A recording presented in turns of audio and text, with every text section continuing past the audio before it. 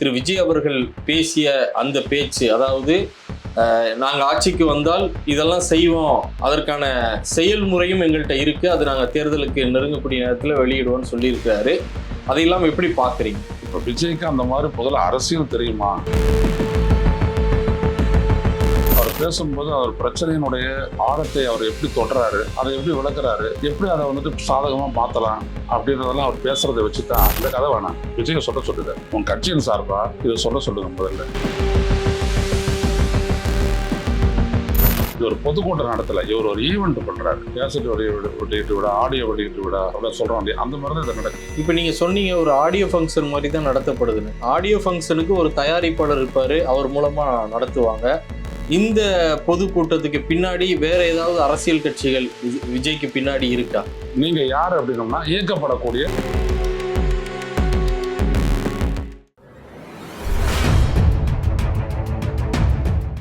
மாற்றுக்குரல் நேயர்கள் அனைவருக்கும் வணக்கம். இன்று நம்முடைய விருந்தினராக மூத்த பத்திரிகையாளர் திரு ஐயநாதன் அவர்கள். வணக்கம் சார். வணக்கம். நேற்றைய தினம் காஞ்சிபுரத்தில் திரு விஜய் அவர்கள் பேசும்போது, நாங்கள் ஆட்சிக்கு வந்தால் அனைவருக்கும் வீடு, அதே போல் மோட்டார் சைக்கிள் அனைவருக்கும் அப்படின்னு சொல்லி பேசியிருக்கிறார். அது மட்டும் இல்லாமல் யார் தற்குறி அப்படின்னு சொல்லிட்டு, நாங்கள் தற்குறி அல்ல ஆச்சரியக்குறி அப்படின்னு சொல்லியும் பேசியிருக்கிறாரு. உங்களுடைய பார்வையில் நேற்றைய தினம் திரு விஜய் அவர்கள் பேசிய அந்த பேச்சு, அதாவது நாங்கள் ஆட்சிக்கு வந்தால் இதெல்லாம் செய்வோம், அதற்கான செயல்முறையும் எங்கள்கிட்ட இருக்குது, அது நாங்கள் தேர்தலுக்கு நெருங்கக்கூடிய நேரத்தில் வெளியிடுவோம்னு சொல்லியிருக்கிறாரு. அதையெல்லாம் எப்படி பார்க்குறீங்க? ஒரு தலைவர் பேசுகிறாரு, அவர் பேசும்போது அவர் பிரச்சனையினுடைய ஆழத்தை அவர் எப்படி தொடராரு, அதை எப்படி விளக்குறாரு, எப்படி அதை வந்துட்டு சாதகமாக மாற்றலாம் அப்படின்றதெல்லாம் அவர் பேசுகிறத வச்சு தான் ஆட்சிக்கு வந்தால் இவர் இதை சாதிப்பாருன்ற ஒரு நம்பிக்கை ஏற்படும். நாங்கள் வந்து அவங்களுக்கு எல்லாம் நடக்கும், நாங்கள் வந்து அதெல்லாம் கட்டி கொடுத்துருவோம், வீடு கட்டி கொடுத்துருவோம், அப்புறம் பைக்கு அதில் நிற்கும், அப்புறம் கார் தான் எங்களுடைய கனவு அப்படின்னு சொல்லிட்டாங்கன்னா இது எப்படி நம்புவீங்க? இப்போ விஜய்க்கு அந்த மாதிரி முதல்ல அரசியல் தெரியுமா அப்படின்ற ஒரு பெரிய ஒரு கேள்வி இருக்குது. அவருடைய இது வரைக்கும் நீங்கள் பார்த்தீங்கன்னா திருச்சியில் பேசுனாரு, அதுக்கப்புறம் அரியலூர், அப்புறம் நாகப்பட்டினம், பிறகு திருவாரூர், அப்புறம் நாமக்கல்லில் பேசினாரு, கரூரில் விடிச்சுது. இந்த 6 இடங்களில் அவர் பேசுனதை வச்சு நீங்கள் பார்த்தீங்க அப்படின்னோம்னா அவர் எந்த விதமான ஆழமான ஒரு புரிதலும் இல்லாமலே அரசியல் அவர் பேசுகிறாரு. இப்போ ஒரு டயலாகை வந்துட்டு நீங்கள் புரிஞ்சு பேசணும்னு அவசியம் இல்லை, அது நடிப்பு. ஆனால் அரசியலில் ஒவ்வொரு வார்த்தைக்கும் ஒரு அர்த்தம் இருக்கிறது. ஸோ இப்போ அவர் சொன்னது ஒரு இடத்துல நான் சொல்ல வரேன், இவரால் என்ன செய்ய முடியும், அவர் எப்படி அப்படின்றதுக்கு அவர் அங்கேருந்து சொல்கிறாரு. நேற்று காஞ்சிபுரத்தில் கூட்டத்தில் சொல்கிறாரு, இங்கே பரந்தூரில் தான் நான் முதல்ல என்னோட மக்கள் சந்திப்பை தொடங்கி எனது அரசியலை நான் தொடங்கினேன் அப்படின்றாரு அவர். பரந்தூருக்கு வந்தது ஜனவரி 20ஆம் தேதி. அப்போ வரும்போது என்ன சொன்னார், 80% நீர்நிலைகள், 90% வேளாண் நிலங்கள் இருக்கக்கூடிய இந்த பகுதியை வந்துட்டு விமான நிலையமாக மாற்றணுமா, இதெல்லாம் அடிச்சுட்டு விமான நிலையமாக மாற்றணுமா, நான் விமான நிலையத்துக்கு எதிரி இல்லை, இதை வேற எங்காவது செய்யுங்க, இங்கே வேணாம் அப்படின்ட்டு அவர் சொல்லிட்டு அவர் என்ன சொன்னார், நான் உங்களோட நிற்பேன், இங்கே வர விட மாட்டோம் அப்படின்னு அவர் சொன்னார். இது ஜனவரி 20ஆம் தேதி. இன்னைக்கு பார்த்தீங்க அப்படின்னோம்னா அவர் பேசுறது 21ஆம் தேதி நவம்பர். நீங்கள் நல்லா கவனிக்க, இது வரைக்கும் இதுக்கு நடுவில் எப்பயாவது பரந்தூர்ன்ற வார்த்தையாவது ஒரு உச்சரிச்சிருக்கிறாருன்னு பாருங்க. ஆனால் பரந்தூரில் இவர் வந்துட்டு போனதுக்கு பிறகு நிலகம் கையகப்படுத்தல் தொடங்கிச்சு. பல 100 ஏக்கர் நிலங்களை வந்துட்டு கையகப்படுத்திட்டாங்க, பணத்தையும் கொடுத்துட்டாங்க. அங்கே இருக்கிற மக்கள் ஏகனாபுரம்ன்ற ஊர், அந்த பரந்தூர் விமான நிலைய பகுதிக்கு உட்பட்டு பெரிய பாதிப்புக்குள்ளாகக்கூடிய இடம் ஏகனாபுரம் தான். அங்கே இருக்கிற மக்களுடைய பஞ்சாயத்தை கூட்டி, மக்களை கூட்டி தீர்மானம் போட்டு, எங்களுக்கு வேண்டவே வேண்டாம், எங்களுடைய வாழ்வாதாரத்தை அடிக்க அந்த திட்டத்தை ஏற்க மாட்டோம் அப்படின்ட்டு மீண்டும் ஒரு முறை தீர்மானம் போட்டாங்க. போட்டு அது பேப்பரெல்லாம் செய்தியாக வந்துச்சு. ஆனால் விஜயனுடைய கட்சிக்காரங்களும் யாரும் கண்டுக்கல. அப்போ இந்த மக்களோட நிற்பன்னு சொன்னீங்களா, அதனுடைய அர்த்தம் என்னது? ரெண்டாவது, அங்கே நீங்கள் பேசும்போது என்ன சொல்றீங்க, கையகப்படுத்தக்கூடிய தமிழக அரசு தான் தாக்கி பேசுறீங்க கூடிய அந்த திட்டத்தை நிறைவேற்ற போகிற இந்திய ஒன்றிய அரசை பற்றி எதுவுமே பேசலை.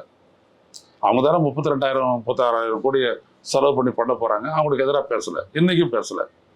அப்போது ஒரு இஷ்யூ வந்துட்டு புரிஞ்சுக்கிட்டு ஆழமாக அதை எப்படி திட்டத்தை நிறைவேற்றுறதை தடுக்கணும், அதை வேற எங்கே நிறைவேற்றலாம் அப்படின்றதெல்லாம் பேசி அந்த மக்களுக்கு ஒரு ஊக்கமாகவும் துணையாகவும் இருந்து அதை தடுத்து நிறுத்தக்கூடிய ஒரு ஆற்றல் இல்லை இவருக்கு. இப்போ என்னை போன்ற ஆட்கள் நாங்கள்லாம் மரக்காணம் டு ராமேஸ்வரம் 600 கிலோமீட்டர் மனித சங்கிலி போராட்டம் நடத்தணும் 2018. புரியுதுங்களா? நடத்தி என்ன பண்ணோம், காவிரியை வந்துட்டு பாதுகாக்கப்பட்ட வேளாண் மண்டலமா சட்டம் இயற்ற வச்சோம். இந்த எடப்பாடி அரசு அதெல்லாம் செய்யக்கூடியதா? சட்டம் இயற்ற வச்சோம். 40 கிராமங்கள், நாகப்பட்டினம் கடலூர் மாவட்டங்களில் 40 கிராமங்கள் அது வேளாண் மண்டலம், வேளாண் முதலீட்டு மண்டலமா போட்ட ஒரு நோட்டிஃபிகேஷனை ரத்து பண்ண வச்சோம். இதெல்லாம் நாங்கள் செய்கிறோம் அப்படின்னோம்னா எங்களுக்கு ஆழமான ஒரு புரிதல் இருக்கு. அப்படிதான் செய்ய முடியும். அப்போதான் நாங்கள் எல்லா அரசியல் கட்சியும் இழுத்து வச்சா நாங்கள் அதை செஞ்சோம். அதுதான் அரசியலையே இயக்குது. உங்களால என்ன பண்ண முடியும் இந்த மாதிரி? ஆனா நீங்க என்ன சொல்றீங்க, ஒருத்தருக்கு வீடு வேணும், ஒரு வீட்லயும் பைக் நிக்கணும். இப்பவே கிட்டத்தட்ட அப்படியான நிலைமை தான் இருக்கு. எல்லார் வீட்டுக்கு கார் வேணும் அப்படிலாம் நீங்க சொல்றீங்க. உங்களுக்கு இந்த தமிழ்நாட்டில் தான் முதல்ல குடிசை பகுதிகளெல்லாம் மாற்றி அதை வந்துட்டு பட்டா வீடுகளை கட்டித்தரக்கூடிய குடிசை மாற்று வாரிய குடியிருப்பு அப்படின்றது ஒன்று வந்தது உங்களுக்கு தெரியுமா? இன்னைக்கு அது ஒரு வாரியமா பட்ஜெட்ல நிதி ஒதுக்கீடு செஞ்சு ஒவ்வொரு ஆண்டும் வீடுகளை புதுசாக கட்டித்தரக்கூடிய அல்லது ஏற்கனவே இடிஞ்சு போன வீடுகளை மறுபடியும் கட்டித்தரக்கூடிய ஒரு திட்டத்தை நடைமுறைப்படுத்தக்கூடிய தனித்த அதிகாரம் பெற்ற ஒரு வாரியம் இயங்குதுன்றது இவருக்கு தெரியுமா? இங்கதான் வந்துட்டு பெரியார் நினைவு சமத்துவபுரம்னு சொல்லிட்டு எல்லாரும் வந்து அங்கே குடியிருக்கலாம் அப்படின்றது உருவாக்குனது இங்கே தெரியுமா அவனுக்கு? கலைஞர் கருணாநிதி தான் முதல்ல இங்கே வந்துட்டு உலக வங்கி கிட்ட கடன் வாங்கி இப்படிப்பட்ட திட்டங்கள் எல்லாம் ஐநாவினுடைய UNDP united nation development programme படி இதை செஞ்சாருன்றது உங்களுக்கு தெரியுமா? எதுவுமே தெரியாம நீங்க வந்துட்டு இதான் என்னுடைய விஷன் அப்படிலாம் வந்துட்டு சொல்லிட்டு போனீங்கன்னா இது நிறைவேறும்ன்றது நம்புறதுக்கு உங்க ரசிகர்கள் எல்லாத்துக்கும் விசில் அடிப்பாங்க, தலையாட்டுவாங்க, அது வேற கதை. தமிழ்நாட்டு மக்கள் எப்படி நம்புவாங்க? இது அவ்வளவு சாதாரண விஷயம் கிடையாது. ஏன்னா நீங்க இப்போ மோடி சொல்றாரு வீடு கட்டுற திட்டம்னு சொல்லிட்டு அவங்க கொடுக்கறது வெறும் 80,000 தான். இந்த மாநில அரசு தான் 2 to 2.5 லட்சம் ரூபா கொடுக்குது.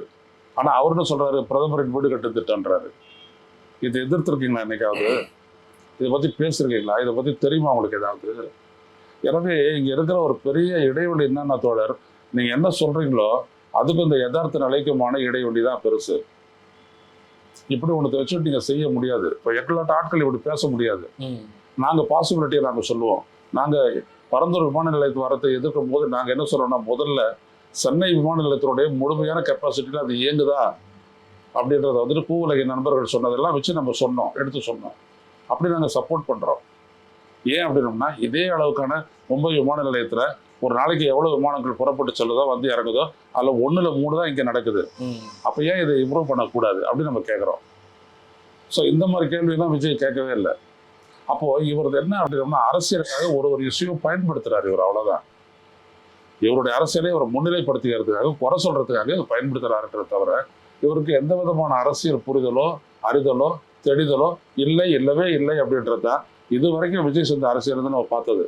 நான் தான் முதல்ல வந்துட்டு நீட்டை எதிர்த்தோம், அதுக்கு ஒரு தேர்வையும் சொன்னோம், அது மாநில பட்டியலை கொண்டு வரணும் அப்படின்றத நான் தான் சொன்னேன் அப்படிதான் சொல்றாரு. அதை ஆதரிச்சு தான் உங்களுக்கு ஆதரவாளனா நான் வந்தேன் அப்படி சொன்னது. ஆனா பின்னாடி என்ன பண்ணீங்க? அப்பவே நீங்க என்ன சொன்னீங்க, தமிழக அரசு நிறைவேற்றிய இந்த நீட்டு தேர்விலிருந்து விலக்கு கோரக்கூடிய அந்த சட்டத்தை ஆதரிச்சிங்க நீங்க. ஆனா அதுக்கப்புறம் இன்னையிலேருந்து அதுக்கப்புறம் ஒரு 6 மாசத்துக்கு அப்புறம் என்ன சொன்னீங்க, எத்தனை காலம் தான் ஏமாற்றுவார் இந்த நாட்டில்னு சொல்லிட்டு திமுக மேல ஒரு குற்றச்சாட்டு பண்ணீங்க. அப்பயே முதல்ல ஆதரிச்சுங்க. அந்த சட்டம் இயற்ற போது அந்த சட்டத்தை நாங்கள் ஆதரிக்கிறோம்னு சொல்லி அதை நடைமுறைப்படுத்தணும்னு சொன்ன நீங்க இப்ப என்ன சொல்றீங்க, எத்தனை காலம் தான் ஏமாற்றுவார் இந்த நாட்டிலே அப்படின்றீங்க. why this inconsistency? ஏன்னா அப்ப பேசுறது என்னன்றது தெரியாது, ஆனா இதுக்கும் கையெழுத்து போட்டிருக்கீங்க நீங்க. அப்போ உங்களை எப்படி நம்புறது?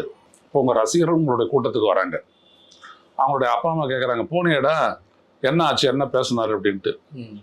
எல்லாருக்கும் வீடு, எல்லாருக்கும் பைக்குன்னு சொல்லிட்டாரு தலைவர் அப்படின்னு. எப்படிடா செய்வாரு அப்படின்னு கேட்டார்னா அந்த ரசிகர் என்ன சொல்லுவான்? இப்போ நீங்க போயிட்டு வந்தீங்க, இப்போ நான் கேட்டேன் இதை எப்படி நீங்க நம்புறீங்கன்னு கேட்டா என்ன பதில் இருக்கு உங்ககிட்ட? இல்லை, இதுக்கு அவங்க என்ன சொல்றாங்க அப்படின்னா, மாதத்துக்கு 1000 ரூபாய் வந்து கொடுக்குறாரு பெண்களுக்கு, அதுலேயே வந்து ஒரு மாதத்திற்கு 1400 கோடி ரூபாய் வந்து தமிழக அரசுக்கு செலவாகுது. அப்படிங்கும்போது இதை திரு விஜய் அவர்கள் வந்தால் செய்யறதுக்கு என்ன ஒரு தடங்கள் இருக்க போகுது அப்படின்னு கேட்குறாங்க. அவங்க கட்சிக்காரங்க யார் சொல்றது இதை பத்தி? இவர் சொல்லணும்ல. இவங்க கணக்கு போட்டு இவங்க லாஜிக்கலாக அதை அந்த ஊடகங்களில் வந்து வாதிக்கும் போது இவங்க அறிவை வச்சுக்கிட்டு விஜய் முட்டு கொடுப்பாங்க. நான் முட்டு கொடுத்தேன் ஜனவரி 30ஆம் தேதி அந்த மாதிரி. இந்த கதை வேணாம், விஜய் சொல்லுது. உன் கட்சியின் சார்பா இதை சொல்லுங்க முதல்ல. உங்களுக்கு 1000 ரூபா கொடுக்குறாங்களே, வருஷத்துக்கு குடும்பத்துக்கு 12,000 ஆகுது, அதன் மூலமாக அரசுக்கு வந்துட்டு ஒரு ஒரு வருஷத்துக்கு வந்துட்டு 14 கோடி போகுது, அதை வச்சு இதை பண்ணுவோம் அப்படின்னு சொல்லிட்டு அவர் சொல்லட்டும், அப்புறம் பதில் வரும் அதுக்கு. இதெல்லாம் செய்ய முடியுமா, சாத்தியமா என்ன அப்படின்றத வேணும். எனவே விஜய் சொல்றதுக்கும் யதார்த்த நிலைக்கும் வந்துட்டு எந்த விதமான தொடர்பும் இல்லை. சினிமாவில் இவர் எப்படி பேசுறாரோ அதே அடாப்ஷன் தான் இங்கே நடக்குது. இவர் பொதுக்கூட்டம் நடத்தலை, இவர் ஒரு ஈவெண்ட் பண்றாரு. ஈவெண்ட் மேனேஜ்மெண்ட்னு சொல்லுவோம் இல்லையா, ஒரு கேசட் வெளியிட்டு விட, ஆடியோ வெளியிட்டு விட அப்படின்னு சொல்கிறோம் இல்லையா, அந்த மாதிரி தான் இது நடக்குது. அவர் வராரு, ஒருத்தர் பேசினாரு, உடனே இவர் நேராக வந்து பேசுகிறாரு. நல்ல வேலை அந்த ஆது அர்ஜுனாலாம் பேச விட்டா இவங்க குழப்பறாங்கன்றதுனால இவரே வந்து பேசினார். Okay, welcome. நீங்கள் பேச வந்துட்டீங்க அப்படின்னோம்னா அப்போ ஒரு இடத்தையும் நீங்கள் வந்துட்டு சரியாக சொல்லுங்கள், இதனால் இந்த அடிப்படையில் நாங்கள் இதை செய்வோம்னு சொல்லுங்க, அவ்வளோதான். இப்போ நீங்க சொன்னீங்க ஒரு ஆடியோ ஃபங்க்ஷன் மாதிரி தான் நடத்தப்படுது. ஆடியோ ஃபங்க்ஷனுக்கு ஒரு தயாரிப்பாளர் இருப்பாரு, அவர் மூலமா நடத்துவாங்க. இந்த பொதுக்கூட்டத்துக்கு பின்னாடி வேற ஏதாவது அரசியல் கட்சிகள் விஜய்க்கு பின்னாடி இருக்கா? இல்லை, விஜய்க்கு பின்னாடி யார் இருக்காங்க அப்படின்றத வந்துட்டு இப்படி தெரிஞ்சுக்க வேணாம். இப்போ பரந்தூரை எடுத்துக்கோங்க. இந்த பரந்தூரை பற்றி தமிழக அரசை மட்டும் தாக்கிட்டு அப்படியே போகிறதுனா இதே தான் வந்துட்டு பார்த்தீங்கன்னா அன்புமணி ராமதாஸ் செய்வார். நெய்வேலியில் போயிட்டு உட்காந்துக்கிட்டு சுரங்கத்துக்கு நிலத்தை கையகப்படுத்தாதே அப்படின்னு அவர். அதாவது தமிழக அரசை நோக்கி, ஸ்டாலினை நோக்கி, ஏதோ ஸ்டாலின் தான் வந்துட்டு சுரங்கம் அமைக்க போகிறதா மாதிரி சொல்லுவார். அது இந்திய ஒன்றிய அரசனுடைய நிறுவனம் நெய்வேலி லிக்னைட் கார்பரேஷன். அது கூட நெய்வேலின்றதை தூக்கிட்டு என்எல்சி இந்தியா லிமிடெட்னு போட்டா. அதை நிறைவேற்ற போகிறது வந்துட்டு இந்திய ஒன்றிய அரசு. அந்த இடத்துல இருக்கக்கூடிய சுரங்கம் தோற்றத்துக்கான உரிமம் வந்துட்டு கொடுக்கக்கூடியது கோல் மினிஸ்ட்ரி, அவங்க தான் கொடுக்க போகிறாங்க. அவங்கள பற்றி எதுவுமே பேச மாட்டார் இந்த அன்புமணி ராமதாஸ். காரணம் என்னென்னா, அவர் மோடி அரசனுடைய ஸ்டூஜ்னா அடிமைன்னு அர்த்தம். ஸ்டூஜ் அவர் அப்படி தான் பேசுவார். ஸோ அதே மாதிரி தான் இவர் இன்னொரு ஆடு. இவங்க சொல்லக்கூடியதெல்லாம் தமிழக அரசை நோக்கியே சொல்லுவாங்க. ஆனால் அங்கே இருக்கிற விவசாயிகளுக்கு தெரியல அது யார் என்ன அப்படின்ட்டு. அதனால தான் நான் சொல்ல வரேன், நீங்கள் யார் அப்படின்னோம்னா இயக்கப்படக்கூடிய ஒரு நபர். உங்களுக்கு கொடுக்கப்பட்டிருக்கக்கூடிய திட்டம் எஜெண்டா என்ன அப்படின்னோம்னா தமிழக அரசை வந்துட்டு மக்கள் மத்தியில் மதிப்பிடக்க செய்வது, நம்பிக்கை எடுக்க செய்வது, இதுதான் உங்களுடைய எஜெண்டா. இதை தவிர வேறு எதுவுமே இல்லை. அப்படி இருந்தது அப்படின்னோம்னா 2 திட்டங்கள் தமிழ்நாட்டுக்கு வரக்கூடிய அந்த மதுரை கோயம்புத்தூருக்கு வரக்கூடிய அந்த மெட்ரோ ரயில் திட்டத்தை வந்துட்டு ரத்து பண்ணியிருக்காங்களே, அதை பற்றி நீங்கள் பேசலாமே, ஏன் பேசலை? ஏன் உங்கள் கூட அருண்ராஜ் அப்படின்னு ஒரு அரசு ஊழியர் இல்லையா, அரசு அலுவலராக இருந்தவர் இல்லையா, ஏன் பேச மாட்டேங்கிறீங்க அதெல்லாம் பற்றி? ஏன்னா அதெல்லாம் வந்துட்டு மத்திய அரசை டேமேஜ் பண்ணோம். ஆனால் மத்திய அரசு தான் எங்களோட கொள்கை எதிரி, பிஜேபி தான் எங்களோட கொள்கை எதிரி. எப்படி இருக்கு பாருங்க. இதே மாதிரி விஜயனுடைய ஒரு ஆக்ஷனையும் நீங்க வந்துட்டு பார்த்துக்கிட்டே வந்தீங்கன்னா ஒரு கட்டத்துல இவர் யாருக்காக நிற்கிறாருன்றது இப்ப பாதி விடிஞ்சிருச்சு, மீதியும் விடியும். இவருக்கு எந்த விதமான அச்சுறுத்தலும் எதுவும் ஒரு புடலங்க யாரும் சொல்லவே இல்லை. ஆனா இவர் என்ன பண்ணாரு, ஒய்பிரி பாதுகாப்பு கொடுத்தாங்க. அது ஏன்னு கூட விளக்குற, எடுத்துக்க போறீங்களா இல்லையான்னு கூட சொல்லல. இப்ப கூட நேற்று வராரு, ஒய்பிரி பாதுகாப்பு எந்த அதிகாரியும் வரல, அதே பவுன்சரை வச்சுதான் அவர் பாக்குறாரு. அப்ப அனௌன்ஸ் பண்ணாங்களே, அவங்க எப்படி வீடு வரைக்கும் அவங்க பாத்துக்குவாங்களா என்னன்னு புரியலையே. உங்களுடைய நேரத்தையும் கருத்துக்களையும் பகிர்ந்து கொண்டிருக்கிற மகிழ்ச்சி. வணக்கம்.